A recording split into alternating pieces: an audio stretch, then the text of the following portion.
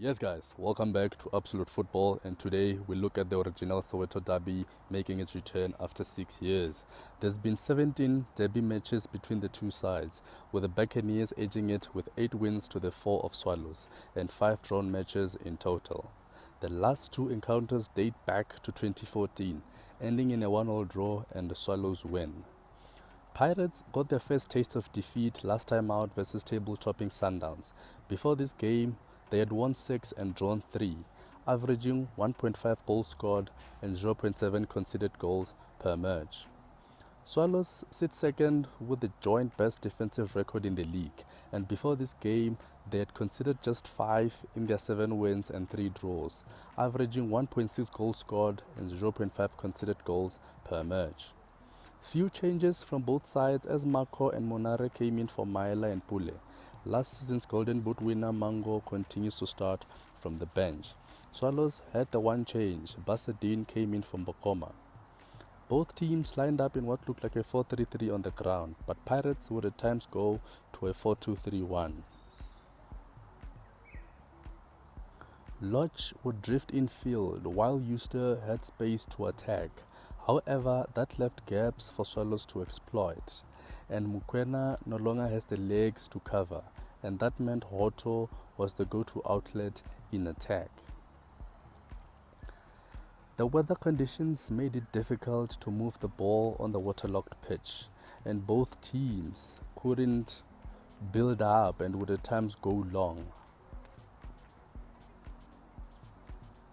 Pirates would look to build from the back, but the front three of Swallows would aggressively press them well, positioning themselves in between the two centre-backs and keeping a cover shadow on the full-backs, leading to Sunderland's and Tyson going long.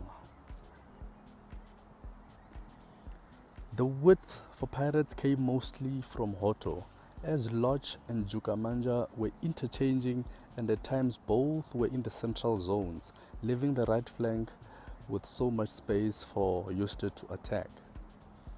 Here, Hoto could have opted for Mhango in the half space, but then he chooses to cross, and this is easily defended. The Pirates forwards were isolated for most parts of the game, as there was a lack of progressive play from the midfielders. Ben Motswari can pass it forward but chooses to go sideways. The Pirates' attack had become very predictable up until Mhango came on.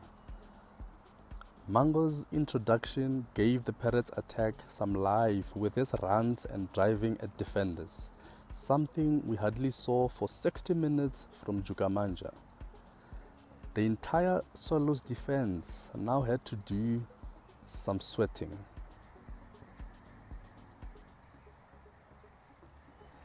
Yes, maybe the balance of the team was not so important for Coach Zimbabwe at this point of the game. There were now 3 left-footed players on the pitch, Mhango, Maela and Sam, all left backs by the way. Surely nothing was going through that left side. Yet the equalizer came from the very same side. Fritz would look to find one of the full-backs to bypass the press from Pirates in the build-up. At times, Swallows were able to work the ball as a result of a half-hearted Pirates press.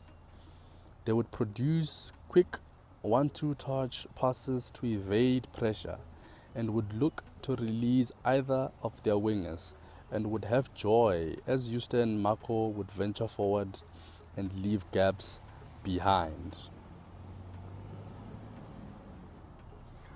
Without the ball, Swallows would press very high up the pitch, overloading the wide areas and creating numerical superiority, dispossessing the ball and looking to quickly release a man in attack.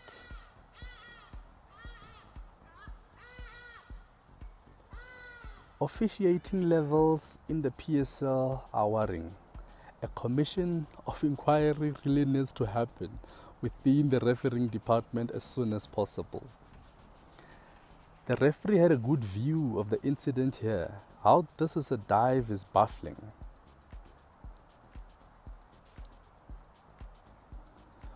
Soweto is clearly onside.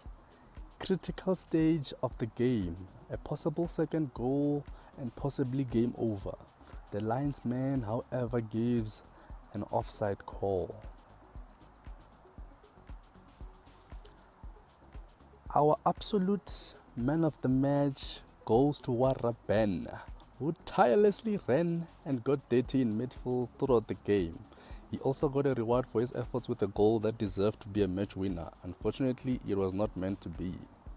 Brendan Trutter's Swallows remain unbeaten after 10 games. 36% of their goals have come in the last 15 minutes of games. And Pirates were at the receiving end this time around, as they gave up their 1-0 lead right at the death.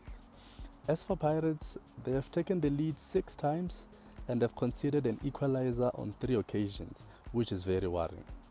Otherwise, thanks for watching. Kindly like, comment and subscribe to Absolute Football. Till next time, cheers guys. Yamba no maboisa, yamba no maboisa, yamba no maboisa, oh yeah, no zambama, no maboisa, West Benjema.